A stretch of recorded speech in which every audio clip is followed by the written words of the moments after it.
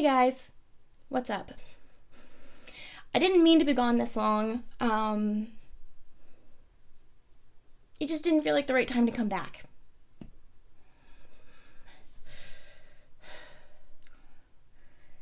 I have been feeling incredibly weird lately, and that makes sense because life is weird right now, right? And I just couldn't quite place what I was feeling. It has gotten in the way of me making content. It's gotten in the way of me living my daily life. I have been unproductive. I felt unmotivated. I've just felt lost. And I didn't know what I was feeling. I didn't even know that I was not feeling normal until I listened to this podcast and realized that I'm not the only one feeling weird right now. Like, really weird. And it was even more news by the people that used to be on Cracked.com, Katie Stoll and Cody Johnston. And Katie said something that really put everything into perspective. We are feeling collective grief.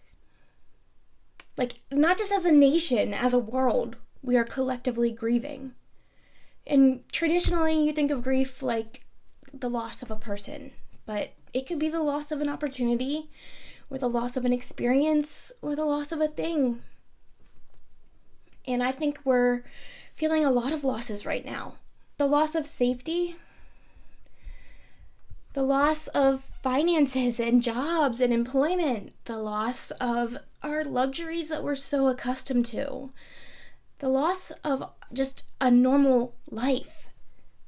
And the uncertainty that lies ahead is giving us a major case of anticipatory grief, which is when you know something is going to happen, but you don't know what, or you don't know when, and you don't know how, and it's scary. We're waiting for the other shoe to drop with this. Like, we haven't even reached the peak yet. And that uncertainty can really get in your head. I mean, grief on its own makes you really aware of how blissfully ignorant you were prior to that loss. And you can't go back. I have been in a long-term relationship with grief for years now. And I've learned a lot about grief along the way. And I feel like I can contribute something of value now to the conversation. So I am going to share some things that I've learned about grief in this video, but I'm also going to be creating a program for us to do together to hopefully get through this time. And I'll have it on my Patreon. There's going to be a beta version available to women in my Facebook group first, but it'll take a little bit of time. And this is going to be a marathon, not a sprint, guys. We are in this for the long haul. But today I just want to give you some pointers to kind of help you start processing things. Because when you realize that it's grief, it like really changes everything. It did for me. It made everything follow, like everything made sense. And for me, I'm familiar with grief. I know what it's like to exist in grief. I know what it's like to live with it. I know what it's like to feel it hurt and how to tolerate it. But so many of us have never experienced loss like this before. I mean, we've never experienced loss like this, but so many people haven't even experienced the loss of like a loved one. And I know how scary that was, how hard that was to just kind of process. Everything in your life feels trivial. You feel like you can't control anything, and it is terrifying. And that's okay. That's normal. It will eventually get better. And not in the sense that you will eventually process your grief and move on. Like, it'll get better in the sense that you will be able to recognize what you can control and what you can't. And you'll be able to find freedom in that. I know it all sounds crazy. I'm sure it does. People don't understand me when I try to have these like philosophical talks, and that's fine.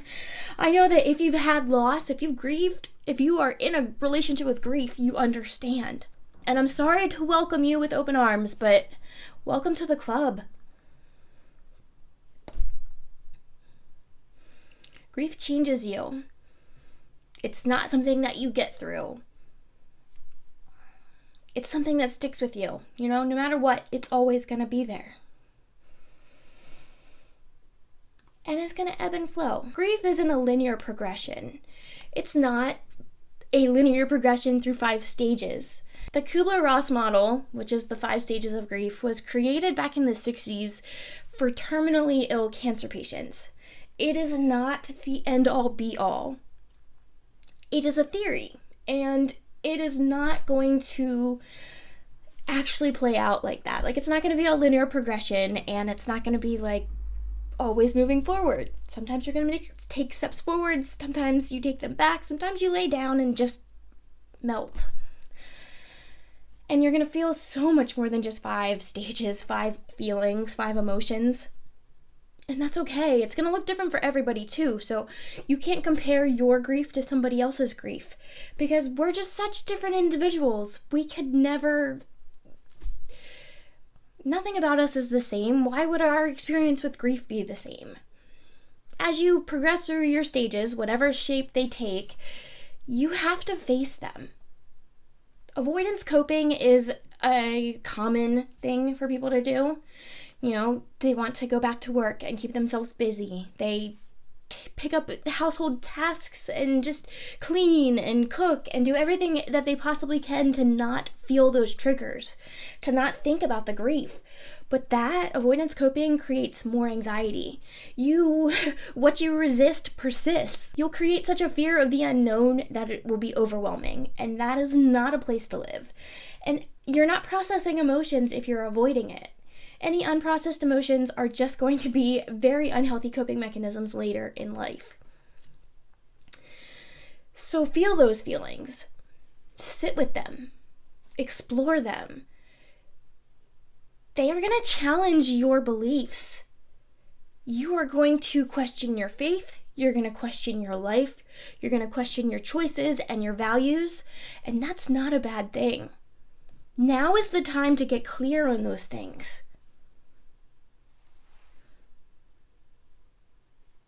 But don't hold on to that.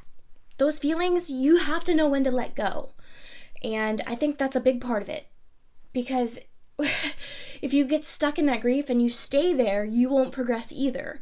There's a theory, a grief theory, the dual process model, where you want to go in for you want to feel the grief and then you want some relief from the grief. And you have to kind of process it in waves. And that's really how grief comes on anyway, naturally.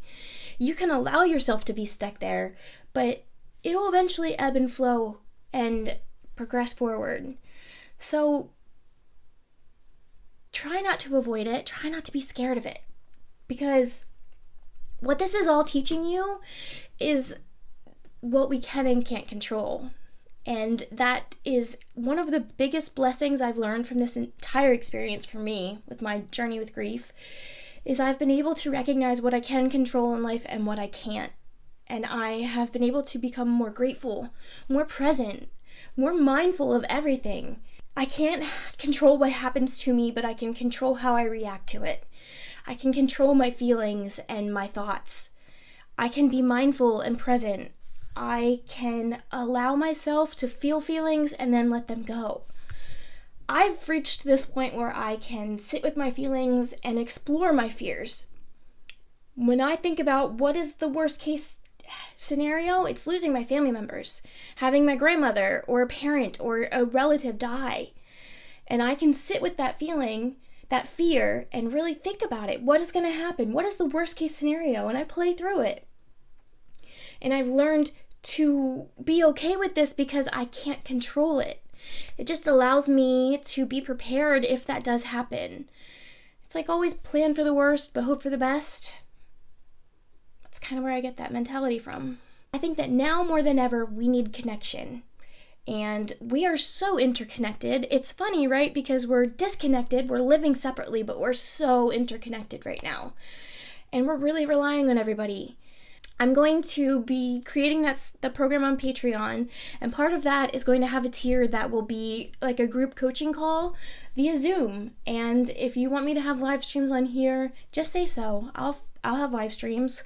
I didn't want to contribute anything to the conversation until I was sure that I could add value, because I want to be mindful of the media consumption, and I have been very mindful of it, so I hope that you are too. Sometimes if you over-educate yourself, if you learn too much without acting, it all stems from that fear of uncertainty.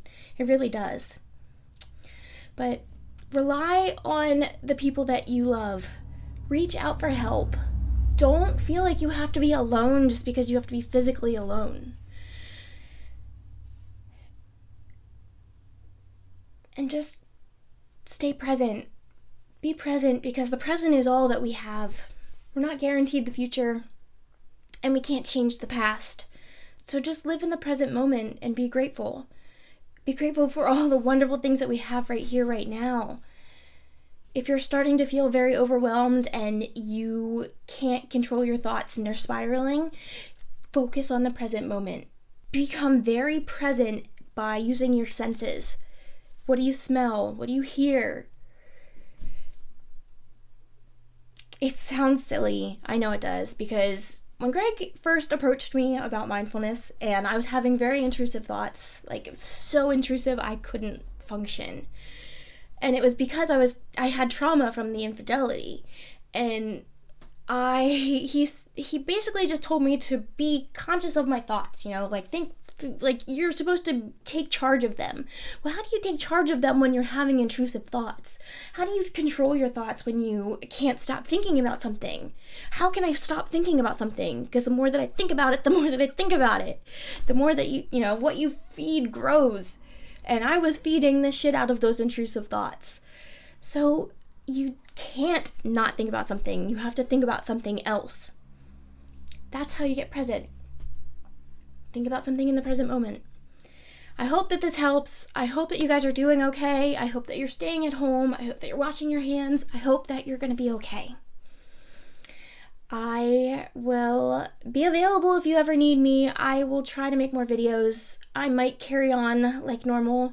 I have some important videos that I wanted to make anyway about my relationship with codependency, honestly. Toxic relationships. I have a video about my channel and what I expect from people as far as conversing with others and goals. I don't know, guys. Good luck. I love you. I mean that. Be weird. Be kind. Bye.